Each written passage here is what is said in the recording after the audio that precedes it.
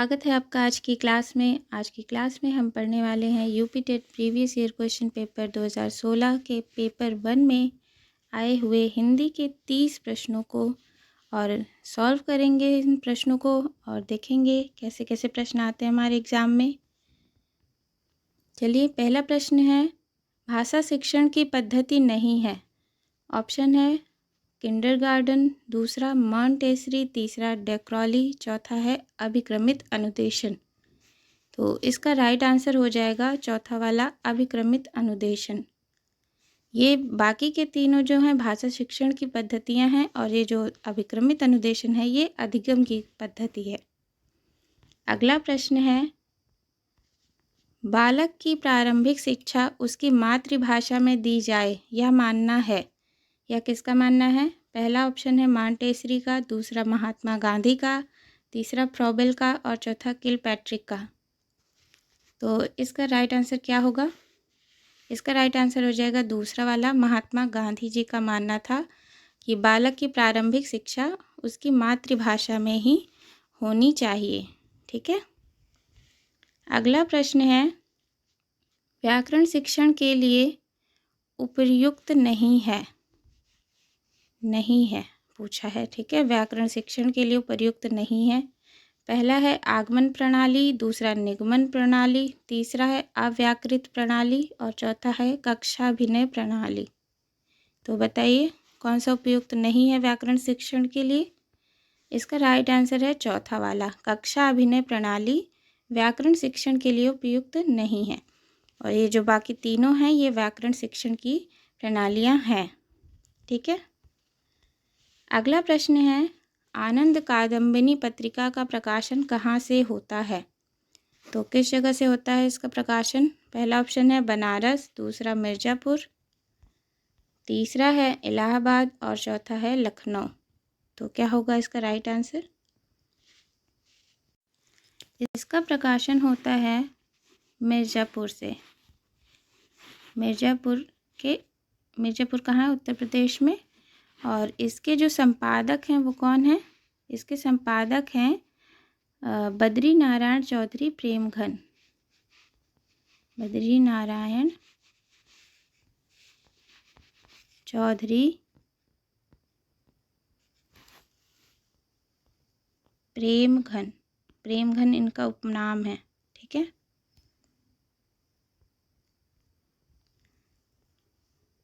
Premghan, okay, ये भी important है, पूछा जा सकता है। आनंद कादम्बिनी पत्रिका के संपादक कौन है?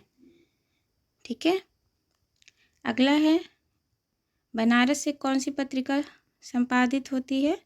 हंस पत्रिका यहाँ से प्रकाशित होती है और इसके जो संपादक हैं वो हैं प्रेमचंद जी, प्रेमचंद। ठीक है। और एक है इलाहाबाद से प्रतीक पत्रिका प्रकाशित होती है, प्रतीक। ठीक है। और इसके संपादक हैं अज्ञेय। आप लोग कमेंट में बताइए कि अज्ञेय का पूरा नाम क्या है। लखनऊ से प्रकाशित होने वाली पत्रिका है तद्भव। ये आपके एग्ज़ाम में कई बार आ चुकी है, तद्भव। और इसके संपादक का नाम क्या है? कमेंट में ज़रूर बताइए आप लोग, मैं कई बार करवा चुकी हूँ अपनी क्लासेस में। अगला प्रश्न है, आदिकाल की रचना है। कौन सी आदिकाल की रचना है? पहला है अखरावट, दूसरा दीपशिखा, तीसरा छत्रसाल दशक, तीसरा है खुमान रासो। तो क्या हो जाएगा इसका राइट आंसर? चौथा वाला, खुमान रासो। खुमान रासो आदिकाल की रचना है और इसके रचयिता हैं दलपति विजय।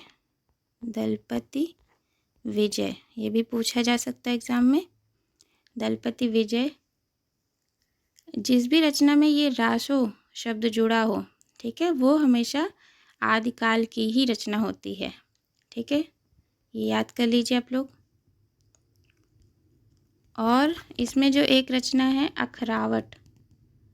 अखरावट, ये किसकी रचना है? ये है मलिक मोहम्मद जायसी जी की रचना। जायसी जी भक्ति काल के प्रेम आश्रय शाखा के कवि हैं। ठीक है, इन्हीं की रचना है पद्मावत। आगे बढ़ते। अगर क्लास पसंद आ रही है तो लाइक कर दीजिए, शेयर कर दीजिए और मेरे चैनल को भी ज़रूर सब्सक्राइब कर लीजिए और कमेंट में बताइए आपने आंसर्स, ठीक है, जैसे आपकी प्रैक्टिस होती रहेगी। और गलत हो जाए तो भी कोई बात नहीं, ठीक है, आंसर्स ज़रूर लिखिए कमेंट में। अगला प्रश्न है, हिंदी गद्य शिक्षण की पाठ्य योजना में उद्देश्य कथन आता है। उद्देश्य कथन कब आता है? पहला पूर्व ज्ञान के पश्चात, दूसरा प्रस्तावना के पश्चात, तीसरा आदर्श वाचन के पश्चात, चौथा है मौन वाचन के पश्चात। इसका राइट आंसर हो जाएगा प्रस्तावना के पश्चात, दूसरा वाला, ठीक है। प्रस्तावना के पश्चात ही हिंदी गद्य शिक्षण की पाठ्य योजना में उद्देश्य कथन आता है। अगला प्रश्न है, शब्द का अर्थ स्पष्ट करने हेतु कौन सा तरीका सर्वाधिक उपयुक्त है? पहला ऑप्शन है वाक्य प्रयोग, दूसरा भ्रमण, तीसरा व्याख्यान और चौथा चरित्र निर्माण। तो शब्द का अर्थ स्पष्ट करने हेतु कौन सा तरीका सर्वाधिक उपयुक्त है? तो वाक्य प्रयोग। अगर हम शब्दों को वाक्य में प्रयोग कर लेते हैं तो उसका अर्थ हमें स्पष्ट हो जाता है कि इस शब्द का अर्थ क्या होगा, ठीक है। अगला प्रश्न है, निरामिष किसे कहते हैं? ऑप्शंस हैं, पहला मांस रहित भोजन, दूसरा मोक्ष का इच्छुक, तीसरा है रात्रि में विचरण करने वाला और चौथा है मृत्यु का इच्छुक। तो क्या होगा इसका राइट आंसर? तो निरामिष का अर्थ होता है मांस रहित भोजन, ठीक है, मांस रहित भोजन। और मोक्ष का इच्छुक कौन होता है? मोक्ष का इच्छुक होता है मुमुक्षु।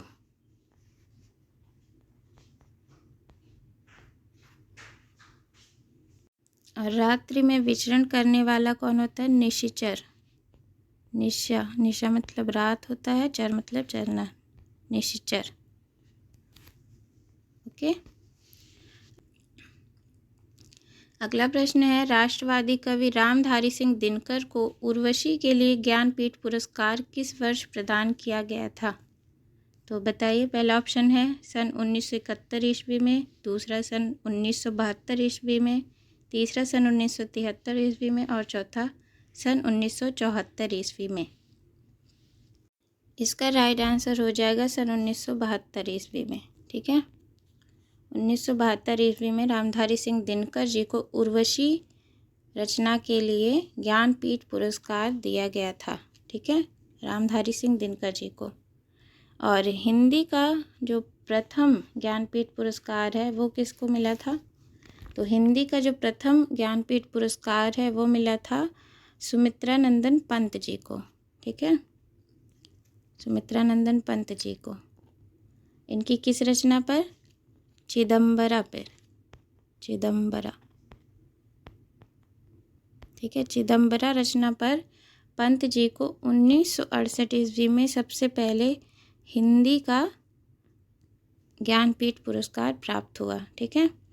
और इसके पश्चात 1978 ईस्वी में अज्ञेय जी को ज्ञानपीठ पुरस्कार मिलता है। अज्ञेय जी को किस पर मिलता है ज्ञानपीठ पुरस्कार? कितनी नावों में कितनी बार रचना पर, ठीक है, कितनी नावों में कितनी बार। और महादेवी वर्मा जी को भी मिलता है ज्ञानपीठ पुरस्कार 1982 ईस्वी में, ठीक है, 1982 में महादेवी वर्मा जी को मिलता है इनकी रचना यामा पर, ठीक है। ये सभी लेखक, इनकी रचनाएं और सन सभी इम्पोर्टेंट है, ठीक है। 4 लोगों को मिला है अभी तक हिंदी में ज्ञानपीठ पुरस्कार और सभी इम्पोर्टेंट है, सबको याद कर लीजिए। अगला प्रश्न है, शहद शब्द है, शहद कैसा शब्द है बताइए। पहला है तत्सम शब्द है, देशज है, तद्भव है या आगत शब्द है? तो इसका राइट आंसर हो जाएगा आगत शब्द, ठीक है।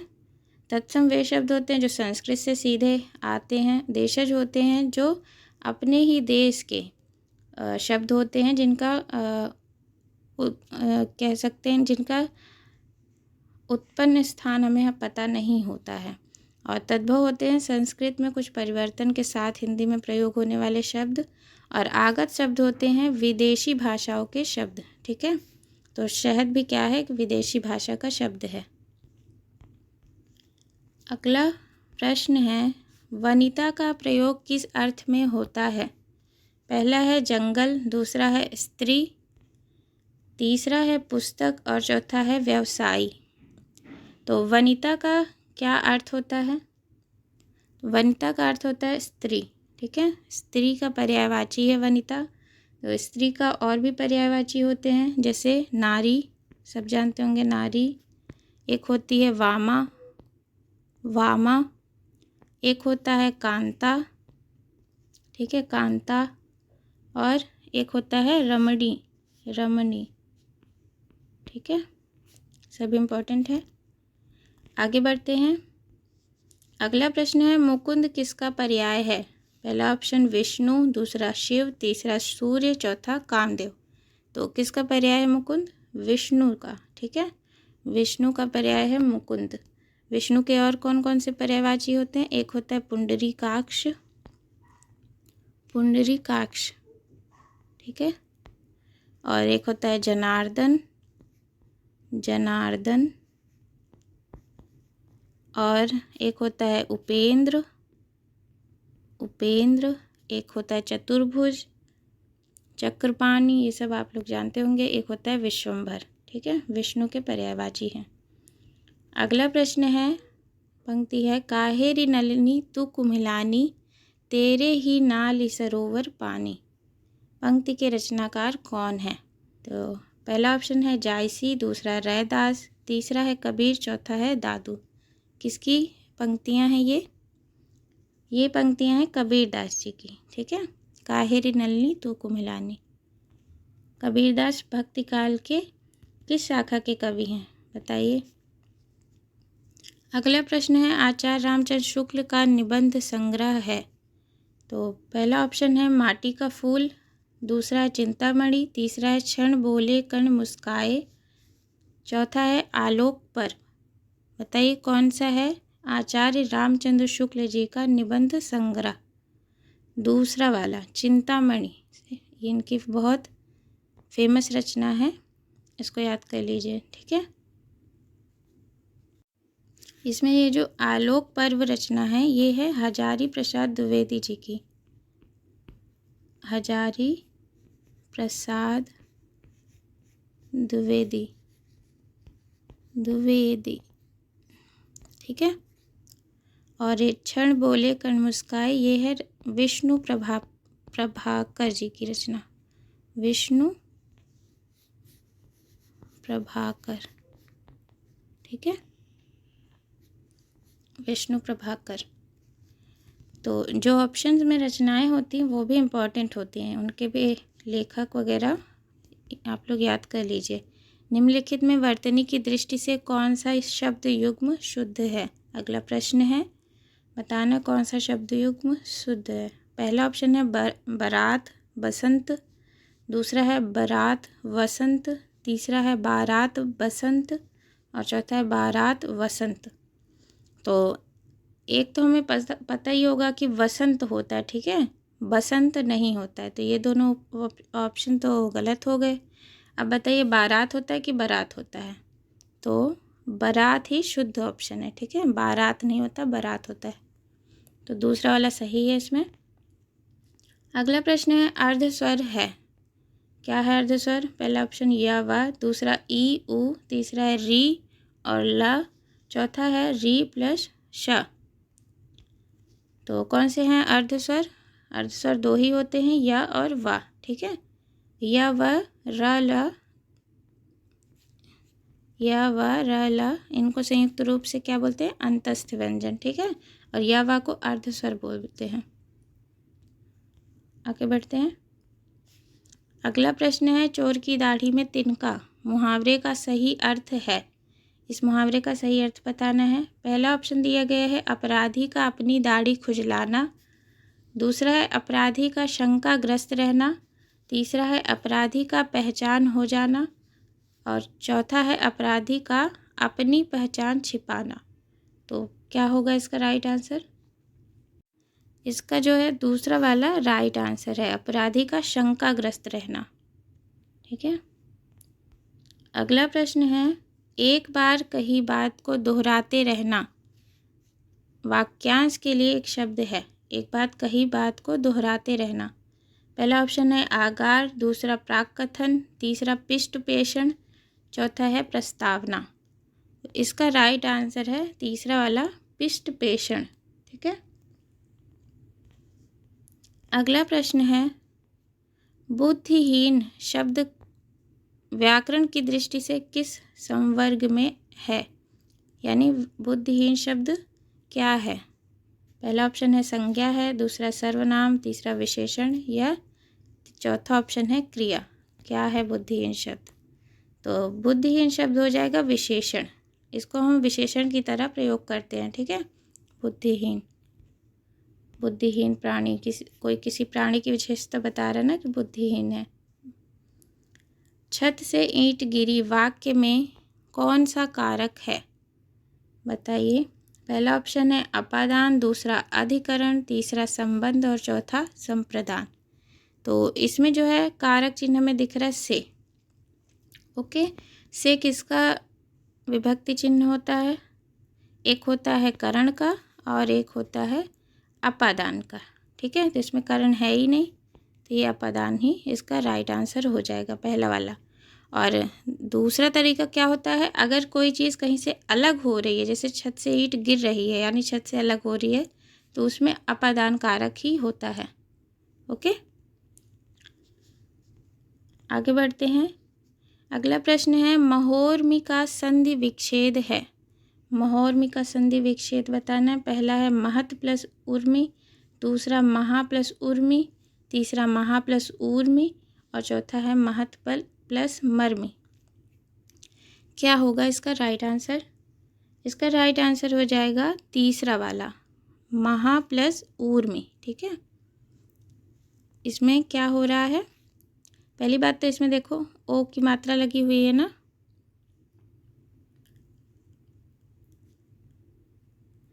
इसमें देखिए ओ की मात्रा दिख रही है ना, और जहाँ एक मात्रा वाले शब्द दिखे जैसे ए और ओ बीच में हों, ठीक है, तो उसमें क्या होता है, हमेशा गुण संधि होती है।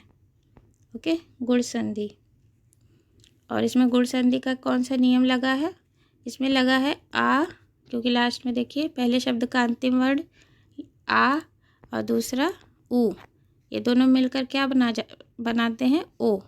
ठीक है। और ओ की मात्रा इसमें लगी हुई है। इसका तीसरा वाला ऑप्शन ही राइट है। आगे बढ़ते हैं। समष्टि का विपरीतार्थक शब्द है। पहला ऑप्शन है विशिष्ट, दूसरा अशिष्ट, तीसरा है अपुष्ट और चौथा है व्यष्टि। तो समष्टि का विपरीतार्थक शब्द है व्यष्टि। ठीक है। विपरीतार्थक या विलोम भी कह सकते हैं। अगला प्रश्न है, करपट का तद्भव रूप है। क्या है? पहला ऑप्शन है कपट, दूसरा कपूर, तीसरा है कारपेट, चौथा है कपड़ा। तो इसका राइट आंसर हो जाएगा कपड़ा। करपट का तद्भव रूप होता है कपड़ा। ओके, आगे बढ़ते हैं। अगला प्रश्न है, रमणीय में कौन सा प्रत्यय है? ठीक है, प्रत्यय कहाँ लगते हैं? शब्द के पीछे की तरफ। ओके, तो पहला ऑप्शन है अनीय, दूसरा है ईय, तीसरा है रम और चौथा है नीय। बताइए रमणीय में कौन सा प्रत्यय है? तो इसका पहला वाला ऑप्शन ही राइट है, अनीय प्रत्यय। रमणीय में अनीय प्रत्यय है। इसके और भी उदाहरण हैं अनीय प्रत्यय के, जैसे हो जाता है आदरणीय,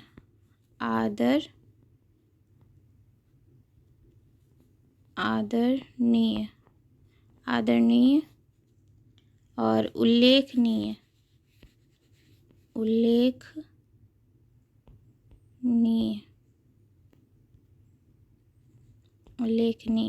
ओके, ये सब भी क्या हैं? अनीय प्रत्यय के उदाहरण हैं।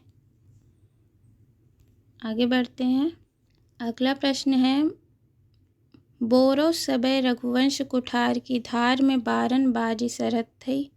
बाण की वायु उड़ाव के लक्षण लक्ष्य करो अरिहा समरथ थई। इन काव्य पंक्तियों में कौन सा रस है?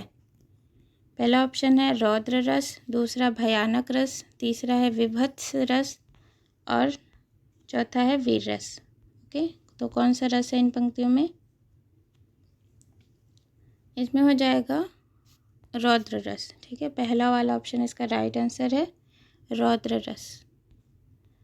आगे बढ़ते हैं। ये भी पंक्तियाँ दी गई हैं, जानी पहचानी पंक्तियाँ हैं ये। श्री गुरु चरण सरोज रज, निज मन मुकुर सुधार, बरनौ रघुवर विमल जस, जोदायक फल चार। ये इसमें कौन सा छंद है बताना है हमको। ठीक है, ये हनुमान चालीसा की पंक्तियाँ हैं, शुरू में ही आती हैं। इसमें छंद बताना है। पहला है दोहा, दूसरा है सोरठा, तीसरा है रोला और चौथा है बरवै। बताइए इसमें कौन सा छंद है? इसमें हो जाएगा दोहा छंद। ये क्या है? दोहा छंद है। दोहा छंद में कैसे? इसमें होता है 4 चरण होते हैं। जैसे पहला चरण ये हो गया, दूसरा हो गया यहाँ से यहाँ तक, तीसरा हो गया यहाँ से यहाँ तक और चौथा हो गया यहाँ से यहाँ तक। तो ये 4 चरण हो गए। इसमें जो पहला और तीसरा चरण होता है, पहला और तीसरा चरण यानी ये वाला और ये वाला, ये पहला और तीसरा चरण है। इसमें क्या होते हैं? 13-13 मात्राएं होती हैं, यानी ऊपर वाले में भी 13 होगी, नीचे वाले में, तीसरे में भी। और दूसरे और चौथे चरण में क्या होते हैं? 11-11 मात्राएं होती हैं। ओके, ये होता है दोहा छंद का नियम। और इस जो सोरठा होता है ये दोहा का जस्ट उल्टा होता है। इसमें हो जाएगा पहले और तीसरे में 11 मात्राएं और दूसरे चौथे में 13 मात्राएं। ठीक है, और रोला में क्या होता है? रोला में 24 मात्राएं होती हैं। ठीक है, प्रत्येक पंक्ति में 24 मात्राएं। बरवै छंद में 12 और 7 पर यत होती है, यानी 4 चरण होंगे यदि, तो पहले तीसरे में 12 होंगे और दूसरे चौथे में 7 मात्राएं। ठीक है, ये होते हैं बरवै छंद। अगला प्रश्न है, वाक्य शुद्ध है। कौन सा वाक्य शुद्ध है? पहला है मोहन और गीता गा रही है, दूसरा गीता और मोहन गा रहा है, तीसरा है मोहन और गीता गा रहे हैं और चौथा है मोहन और गीता गा रही हैं। ठीक है, तो पहला वाला जो है दोनों क्या है? पुल्लिंग तो है नहीं, ये पुल्लिंग है, ये स्त्रीलिंग है, तो गा रही नहीं हो सकता। गीता और मोहन गा रहा है, ये भी गलत है। और चौथा वाला भी इसका गलत ऑप्शन है। इसमें हो जाएगा तीसरा वाला ही हमारा राइट आंसर, मोहन और गीता गा रहे हैं, यही शुद्ध है। अगला प्रश्न है, इन शब्दों में कौन सा शब्द हिंदी शब्दकोश में सबसे अंत में आएगा? ठीक है, तो बताना है कौन सा सबसे अंत में आएगा। पहला ऑप्शन है क्लीव, दूसरा कृषक, तीसरा है क्रम, चौथा है कृषाणु। तो इसका राइट आंसर हो जाएगा क्लीव। ये शब्द सबसे अंत में आएगा इन शब्दों में से। कैसे? यहाँ देख लेते हैं, एक सेकेंड। तो पहले क्या लगता है? तीनों में का दिख रहा है, तो पहले हम का लिख देंगे। जो हमारा वर्णमाला होती है उसके हिसाब से ही शब्दकोश में शब्दों को रखा जाता है। ठीक है, तो जैसे पहले का आया, ठीक है, तो का वाले में चारों आ रहे हैं। उसके बाद कृषक और कृषाणु में री लगा है। ठीक है, री, तो पहले का आया फिर री आया, तो पहले इन दोनों में से, और इन दोनों में भी पहले ये वाला शा आता है। ठीक है, तो पहला शब्द हमारा क्या हो गया? ये हो गया हमारा पहला शब्द, और इसके बाद ये आता है तो ये हो गया हमारा दूसरा शब्द। उसके बाद अब इन दोनों में री नहीं है, इसमें रा लगा हुआ है, तो रा पहले आता है या इसमें ला है, ला पहले आता है, तो पहले रा आता है ना, यह रा ला वा, तो पहले ला आता है तो ये हो जाएगा तीसरा, और उसके बाद ला आता है तो ये हो जाएगा चौथा। ठीक है, ऐसे लगाते हैं शब्दकोश में शब्दों को। आशा करती हूँ समझ में आ गया होगा। अगला प्रश्न है, चराचरम यानी जगत में कौन सा समास है? इसके ऑप्शंस हैं, पहला तत्पुरुष समास, दूसरा है द्वंद्व समास, तीसरा है बहुब्रीहि और चौथा है कर्मधारय समास। द्वंद्व ऐसे भी लिखा जाता है, द्वंद्व। ठीक है, द्वंद्व समास। तो इसका राइट आंसर भी क्या है, द्वंद्व समास। ओके, द्वंद्व समास चराचरम यानी चर और अचरम, चर और अचरम, प्लस नहीं लगेगा। और द्वंद्व समास में हमेशा या और ये सब क्या होते हैं, मध्य में लग जाते हैं। अचरम, अचरम या अचर, ठीक है, संस्कृत में शब्द लिखा है चराचरम, तो चर और अचरम।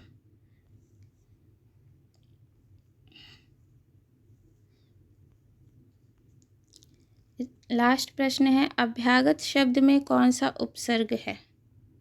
तो पहला ऑप्शन है आ, दूसरा अभ्य, तीसरा अभि और चौथा है अभ्या।